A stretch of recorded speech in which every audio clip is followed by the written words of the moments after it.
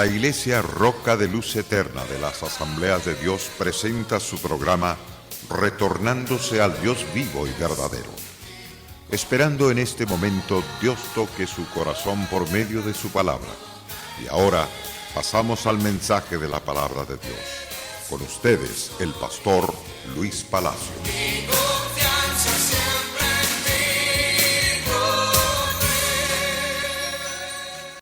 Trataré de hablar con todos ustedes en el día de hoy. Especialmente deseo hablar sobre la relación del matrimonio.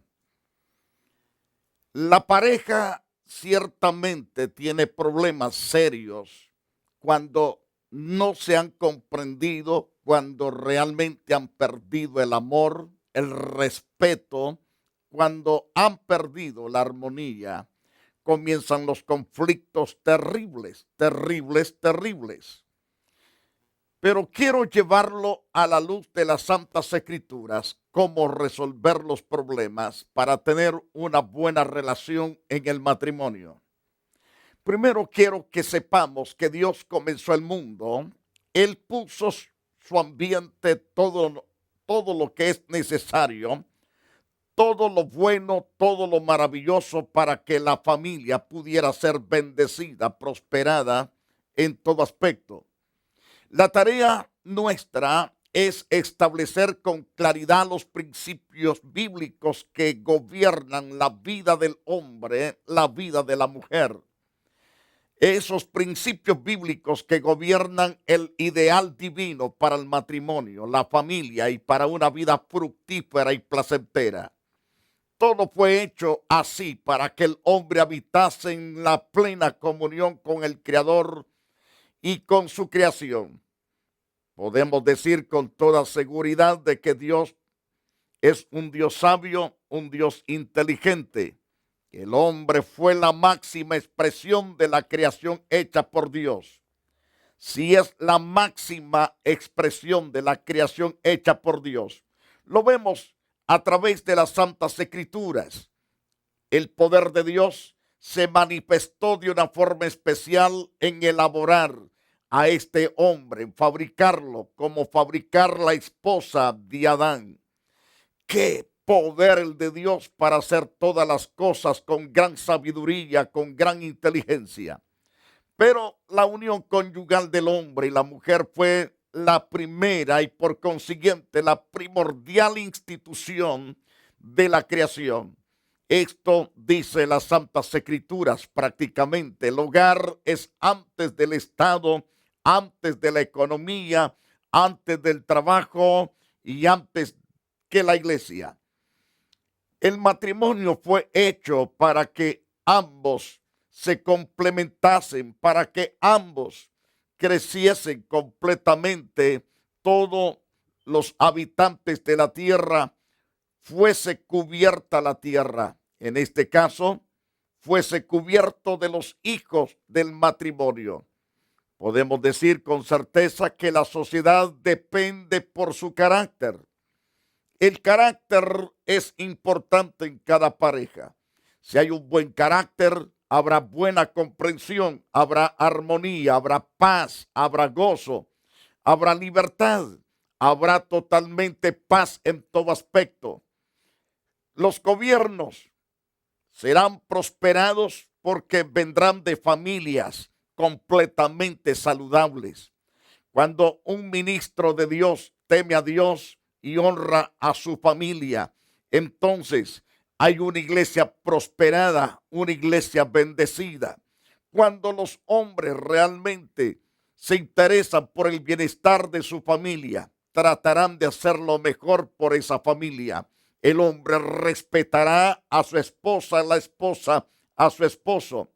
Ambos van a ser felices, dichosos cuando aprendan a respetarse mutuamente y amarse entrañablemente. Ahora bien, podemos considerar ciertamente la grandeza de la plenitud de Dios, bendiciendo al hombre y a la mujer y a los hijos que Dios les permite tener. Y entonces el hombre debe de trabajar con todo entusiasmo para el bienestar de su casa, La mujer lo mismo, debe de trabajar por el bienestar de la edificación de su casa, de sus hijos. Volviendo a lo que dije al principio, la sociedad depende por su carácter en gran parte de la expresión y la forma de las familias que la componen.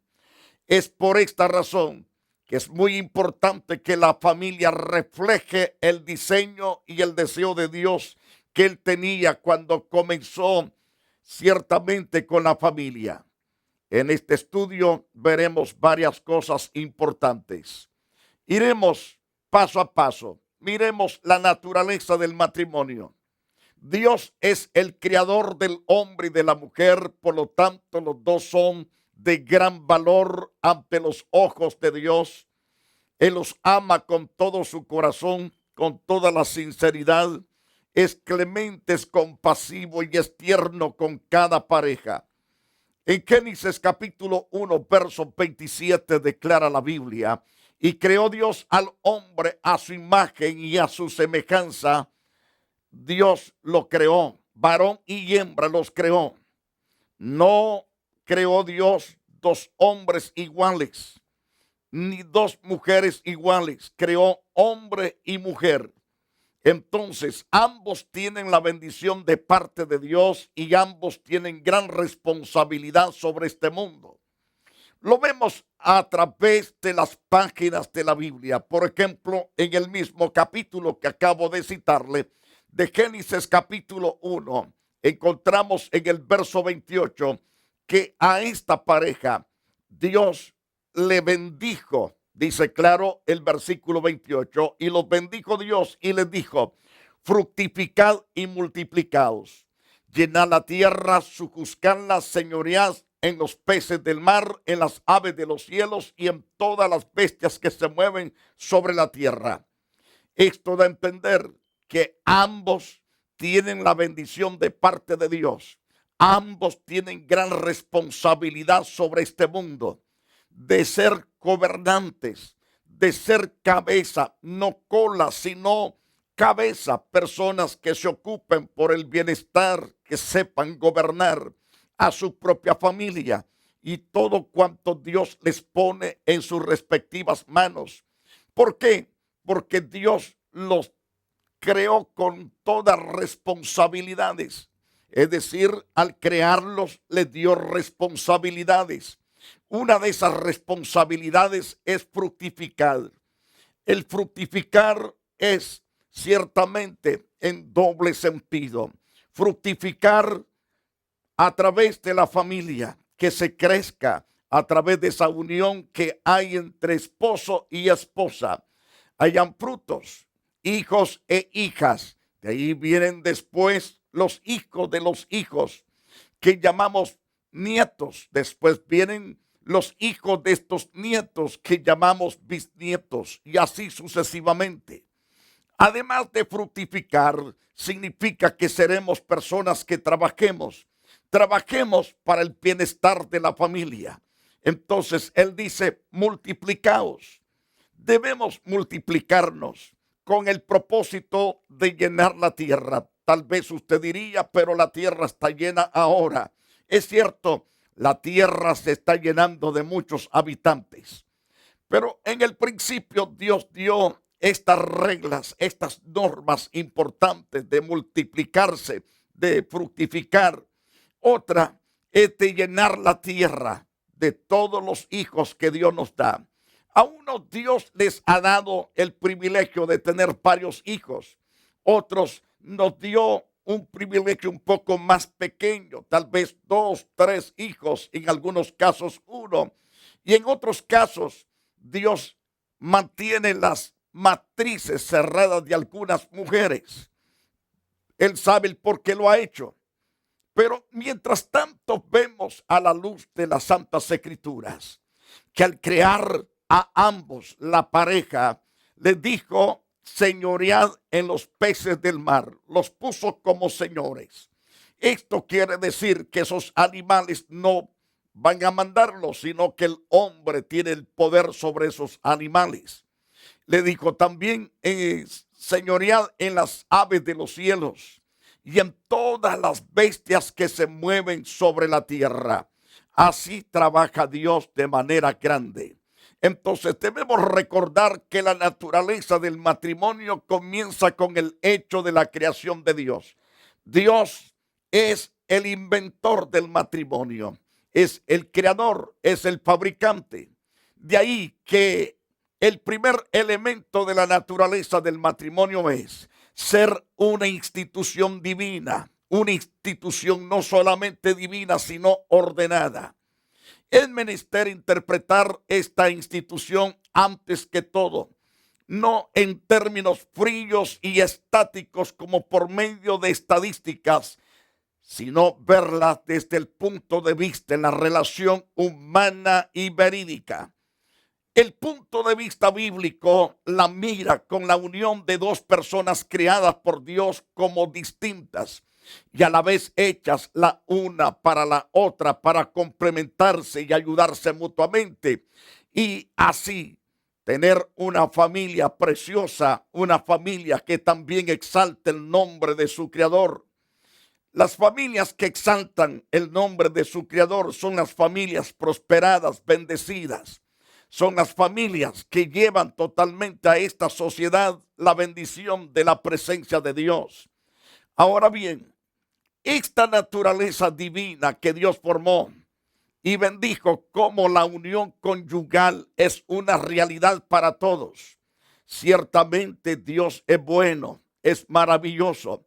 Ahora bien, esta naturaleza divina que Dios formó y bendijo como la unión conyugal es una realidad, dijimos, para todos.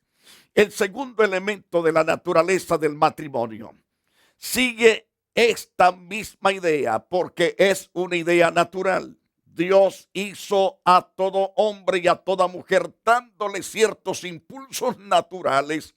Uno de los más fuertes es el sexual, para que pudiesen gozar mutuamente en su intimidad, pudieran mantener esa intimidad, la luna de miel todo el tiempo y gozarse así. Ahora Dios hizo esto para que el hombre y la mujer se complementen en cuanto a la intimidad. El matrimonio brinda la forma más natural para dar la expresión adecuada y sensata a este impulso. Es interesante saberlo. El pacto matrimonial, ser una sola carne, ese es el pacto matrimonial, ser una sola carne. Y cuando dice ser una sola carne, quiere decir que yo como esposo debo de cuidar la otra parte de mi cuerpo, que es mi esposa. Mi esposa tiene que cuidar la otra parte de su cuerpo, que soy yo. Entonces, si yo amo el 100% mi propio cuerpo, amaré también la vida de mi cónyuge.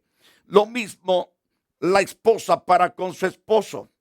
Por tanto, la Santa Escritura dice, por tanto dejará el hombre a su padre y a su madre y se unirá a su mujer y los dos van a ser una sola carne. Esto indica unidad. Unidad en la pareja. Debe de separarse ciertamente de sus padres con el propósito de realizar su propio nido, su propia casa, su propia familia. Ahora bien, los padres deben de soltar a sus hijos y a sus respectivas hijas que ya se han unido en matrimonio, dejarlos que ellos empujen el carrito del matrimonio y no meterse a ayudarlos a empujarlo, excepto si ellos realmente se lo piden. Si se lo piden, entonces ayúdelos, pero una vez que ya los empujó, déjelos que sigan ellos solos empujando su carrito de su propia familia. Porque cuando no nos metemos en la vida de nuestros hijos e hijas casadas, vamos a tener totalmente la gracia de Dios sobre nosotros y la gracia de Dios estará en nuestros hijos e hijas casadas. Porque Dios se propuso bendecir al matrimonio. Recalco lo que dice Dios a través de Génesis 2:24. Dice las Santas Escrituras, por tanto, dejará el hombre a su padre y a su madre y se unirá a su mujer y los dos serán una sola carne. En la carta primera a los Corintios, en el capítulo 7, versos 7 al 9, por lo tanto, se requiere un don especial de continencia para poder tener una vida fructífera sin el goce de la unión conyugal. Esto nos dice claramente el apóstol Pablo, hablándonos en esa carta a los Corintios. Veamos lo que nos dice en este caso el apóstol Pablo en 1 de Corintios capítulo 7 y versículo 7. Quisiera más bien que todos los hombres fuesen como yo, pero cada uno tiene su propio don de Dios. Uno a la verdad de un modo, otros de otro. Hablando de la vida sexual, el apóstol Pablo, él dice claramente por el mismo Espíritu de Dios, quisiera más bien que todos los hombres fuesen como yo. Es decir, sin compromiso matrimonial, estar yo solo. Pero cada uno tiene su propio don de Dios. Es decir, el apóstol llama don lo que es el deseo sexual. Es un regalo de Dios para el hombre como para la mujer. Pero cada uno tiene su propio don de Dios. Uno a la verdad de un modo. Es decir, uno es más excitante que el otro. Y así sucesivamente. Digo pues a los solteros y a las viudas, qué bueno le fuera quedarse como yo. Pero si no tienen don de continencia, cásense. Pues mejor es casarse que estarse quemando. En otras palabras, si ustedes pueden quedarse solteros, lo hacen bien. Pero si no tienen el don de continencia, el regalo de la continencia de Dios, entonces cásense. Pero no se casen simplemente para irse a satisfacer sexualmente. Cásense porque se aman entrañablemente y que van a amarse por vida y van a servirse por vida. Entonces, pero si no tienen el don de continencia, cásense pues mejor es casarse que estarse quemando. Es decir, muriéndose los deseos de intimidad. Debe de casarse entonces para que no sufra en esa situación. Ahora bien, qué interesante es que nosotros aprendamos acerca de la grandeza del poder de Dios. Esta grandeza del poder de Dios es maravilloso. Maravilloso en todo aspecto. ¿Por qué es maravilloso? Porque Dios bendice nuestra vida cuando nos unimos en el correcto amor. Cuando nos unimos en ese correcto amor somos prosperados. Además, un tercer elemento será que el matrimonio es una unión exclusiva, es decir, exclusiva para su propio cónyuge. La frase una sola carne subraya la particularidad de la naturaleza humana. No somos hechos para diferentes uniones a la vez, es decir, no somos hechos para la poligamia, sino para una sola unión que es monogamia. Aquellos que tratan de mantener más de una relación conyugal se frustran a sí mismos y frustran el propósito de Dios porque están dividiéndose en partes, dándose a otras personas que no son su cónyuge.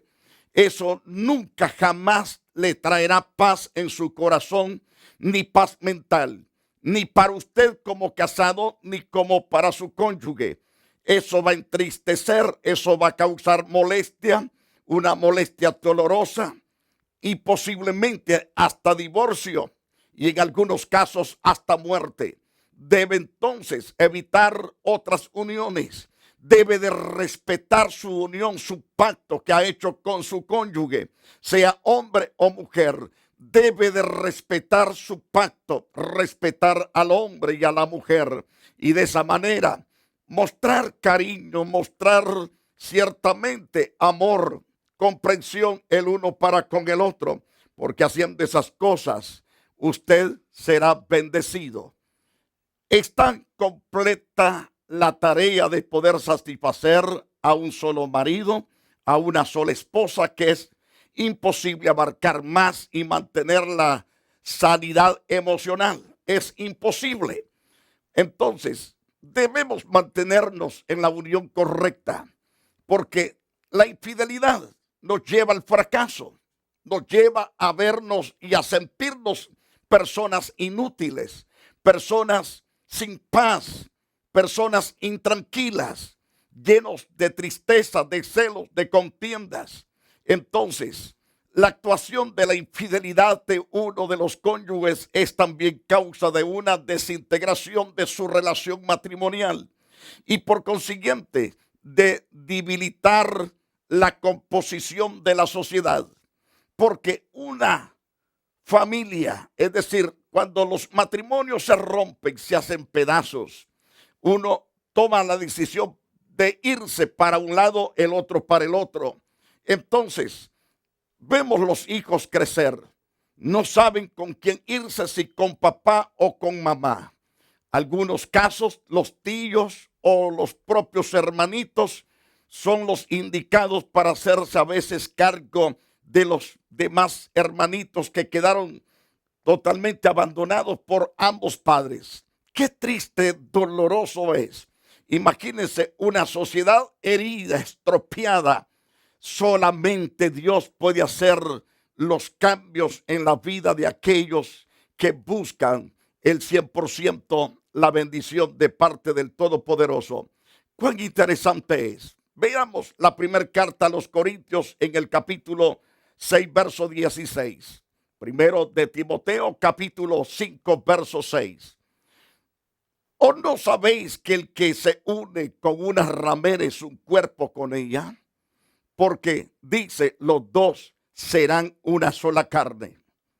Cuando el hombre va tras una ramera, entonces el instinto de su propia esposa se dará cuenta que algo está pasando raro con su esposo. Comenzará a pensar lo peor. Y algunas veces Dios mostrará a través de sueños la infidelidad suya. Esa infidelidad no quedará cubierta. Al contrario, esa fidelidad será totalmente sacada a la luz, tarde o temprano. En algunos casos, hasta la misma persona que está cometiendo el error tiene pesadillas, tiene sueño que está con la otra persona. Y entonces despierta a su cónyuge y dice, ¿por qué estabas mencionando el nombre de la fulana de tal? Estaba soñando que estabas con ella y que parecía que discutías con ella. Por supuesto, se está revelando tu pecado y esto te hace sentir infeliz. ¿Cuántos hombres han sido tirados afuera de la casa por su infidelidad? Y cuántas mujeres también les ha pasado lo mismo, que por causa de su infidelidad conyugal han sido sacadas de sus casas y algunas aún han sido totalmente estropeadas en cuanto a su propia vida. Las han matado o las han herido, las han golpeado y han hecho tantas cosas por causa de la infidelidad. La infidelidad jamás trae bendición, trae destrucción. Entonces, otro ángulo de este exclusivismo es el dejar a los padres para unirse con la pareja.